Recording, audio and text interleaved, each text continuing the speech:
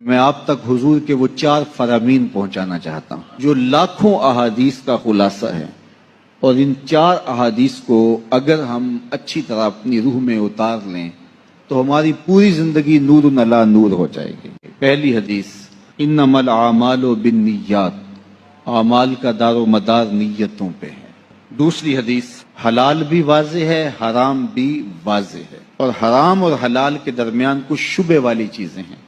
زیادہ لوگ انہیں نہیں جانتے۔ جس نے اپنے آپ کو شبہ والی چیزوں سے بچا لیا، اس نے اپنا دین بھی بچا لیا، اپنی عزت بھی بچا لی، اور جو شبہ والی چیزوں میں پڑ گیا گویا وہ حرام چیزوں میں پڑ گیا۔ تیسری بات فرمایا کہ کسی شخص کے اسلام کا حسن یہ ہے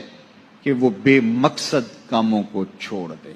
چوتھی حدیث سن لیجئے، میرے حضور نے فرمایا اتنی دیر تک کوئی شخص کامل مومن نہیں ہو سکتا جب تک اپنے مومن بھائی کے لیے وہ پسند نہ کرے جو اپنے لیے پسند